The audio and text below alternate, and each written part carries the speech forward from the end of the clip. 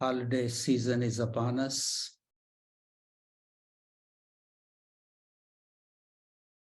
All kinds of emotions are being experienced.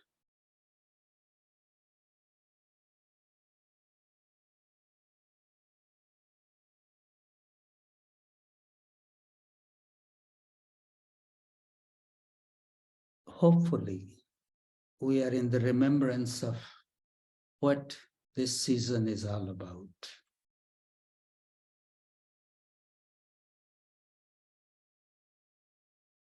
It's the season of connecting with our higher self.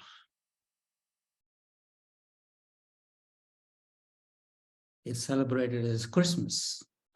Jesus was born, but in a spiritual terminology,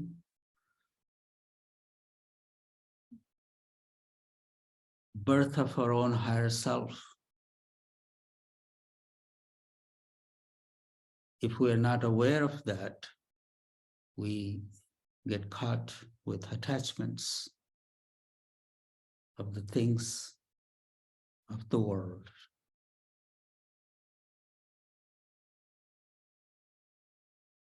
The attachment of so many kind.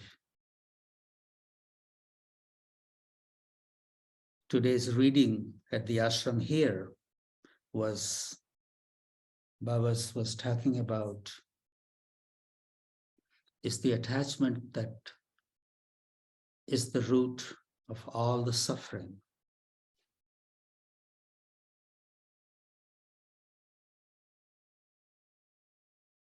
Attachment to an idea, attachment with a person, attachment of any kind really takes us away from who we are. Our true self, divine self. So hopefully during this season, whatever you are experiencing, whatever is going on in your mind, you stop, take a step back, take a deep breath, and look at the thought. What is it that's going on in your mind?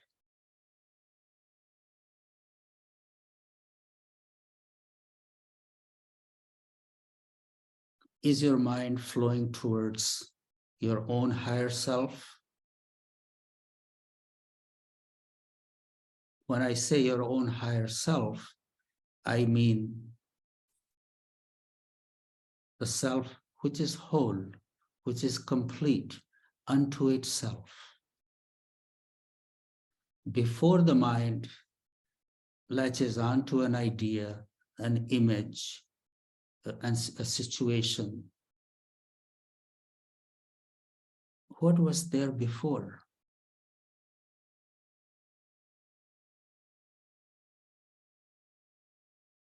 When we were born, we were absolutely pure, absolutely whole and complete unto ourselves. The social environment began to put all kinds of things on us. We began to expect things. We began to judge things. And began to feel lack of something without, if that thing is not in my life is incomplete. All these things.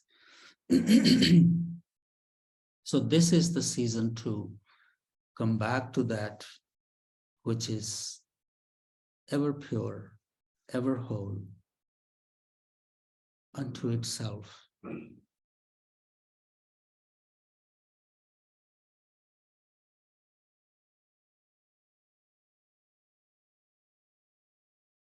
That is in us.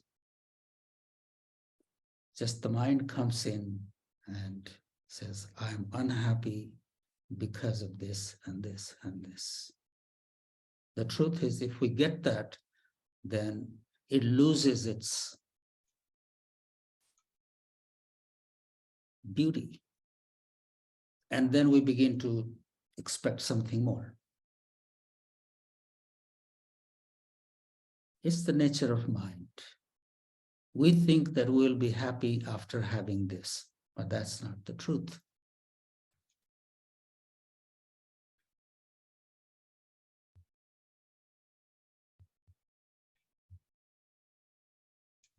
This is the season to get together with our loved ones. And I have heard so many stories. Once you get together with the loved ones, then there is disagreement, there is squabble, there is bickering, there is fighting, there is unhappiness. It happens. I'm not saying that that's all that there is. There is some joy in there too. There is a sense of belonging. There is a sense of connection. All that is there, but the negativity is also there. Many people I have heard that when the holiday seasons come, they become very anxious. And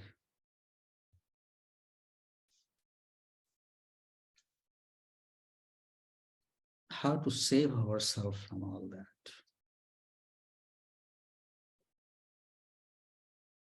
The only way that I know that I can speak about is coming back to yourself.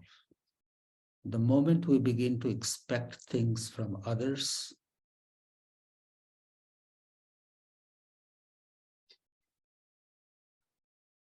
we have sown the seed of unhappiness. Are we in a place in our own life to accept those in our life for who they are, without trying to change them, without trying to expect things from them?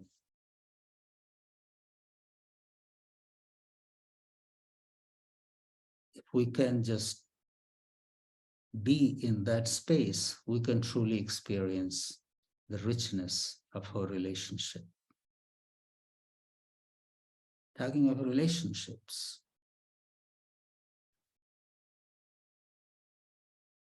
people get in a relationship, immediately after that, they begin to judge, they begin to expect, begin to demand things from those, and then it becomes something very different.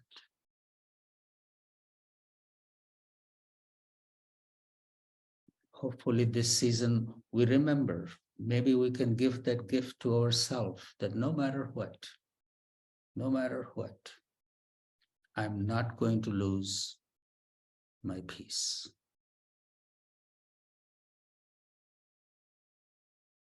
I'm truly going to practice the spirituality as I know. Looking at who is in front of me as I go through the pages, everybody that I see is a wise person. It's not that we do not know, we know.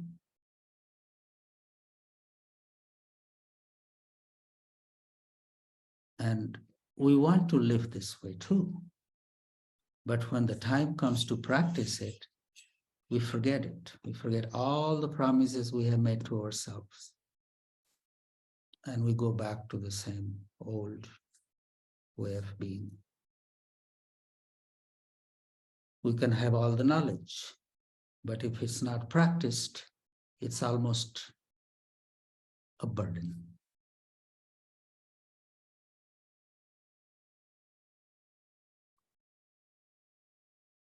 Can this season be a season of practice?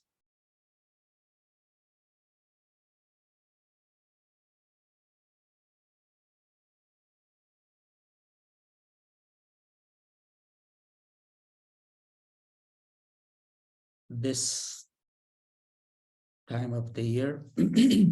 There have been many people that I know of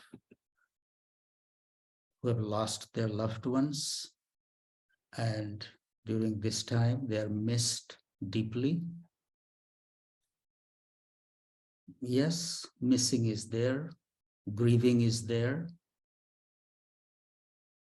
How can we turn that grieving into sweetness in our heart, or attachment to the way things used to be will also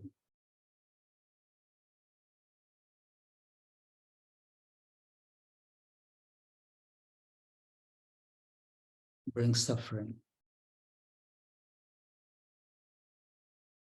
Remembrance, turning the grieving into remembrance with those sweet moments, being grateful for those moments,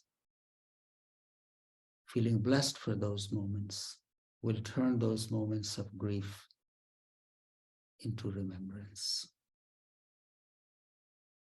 Around this time, the holiday seasons, it's hard for those who have lost their loved ones.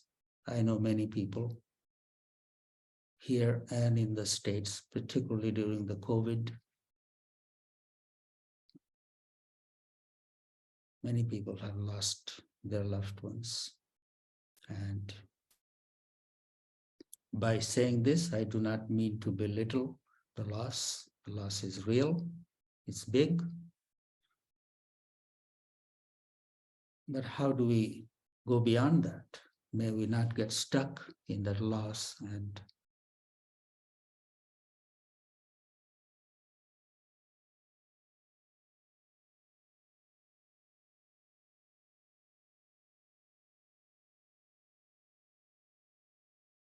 I'm saying these things because it's very real.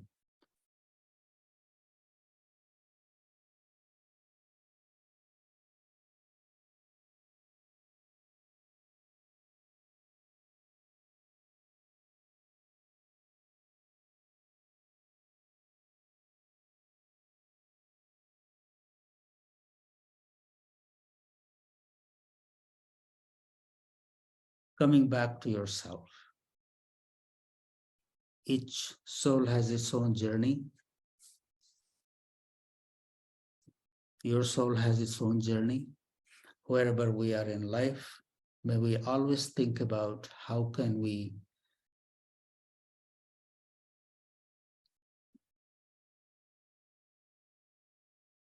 make this life a meaningful life, a little better life for ourselves.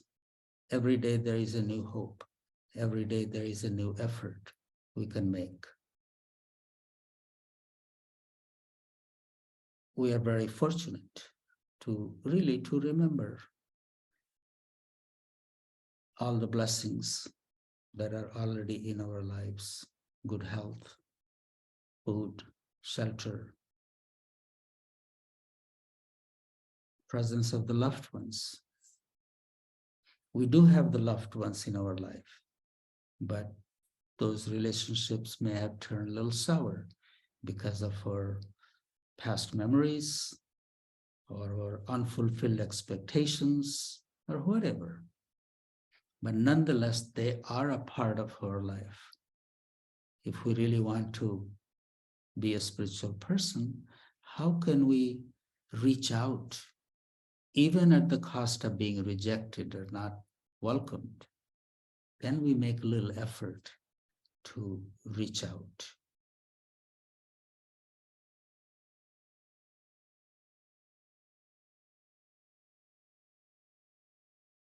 I remember a few years back, someone had not spoken to their mother for 20 years.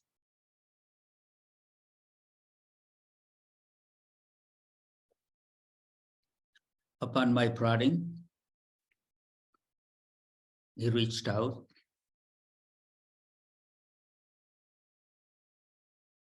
It was a little awkward moment. It continued, and it turned out to be a beautiful phone call. And after that, that whole relationship has changed. So things happen. Sometimes we hold back and remembering things that happened 10 years ago. 10 years is a long time for someone to change. So if you think, if your thoughts are based on what happened then and you are still holding back, maybe this is the season to make a little effort to see.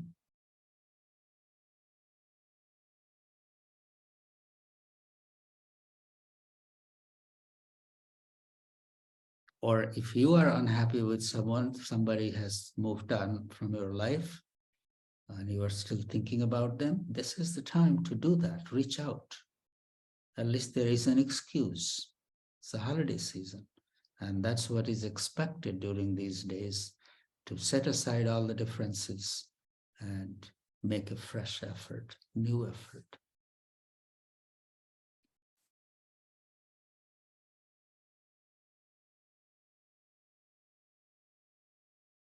Maybe there is nobody that you want to reach out to and you want to just be alone. That's okay too. And when you are by yourself, don't call yourself, I am alone and lonely. You're not lonely. You're alone, celebrating your own aloneness. And without thinking that you are missing somebody else's company, you are really spending time with yourself without complaining or comparing yourself with somebody else. You are seeking your own company, and that's the highest company, in my opinion. Baba used to say, being able to be by oneself in complete acceptance is a kind of richness. There was a time to be with somebody else and with other people and family and that, but there comes a time in life that we truly have to value and appreciate and relish just to be by myself and feel completely fine. So there are so many ways to be. You choose, and once you have chosen, accept it fully. Everything has its flavor, everything has its taste, everything has its richness. Every situation has its richness. So being alone is not a poor me. Being alone, maybe this is time to really go deeper, find the treasure that is hidden within us. Being with others, we stay pretty much on the surface. We are playing so many different roles and staying on the surface. But truly, if we are alone and without any complaint, we remember the richness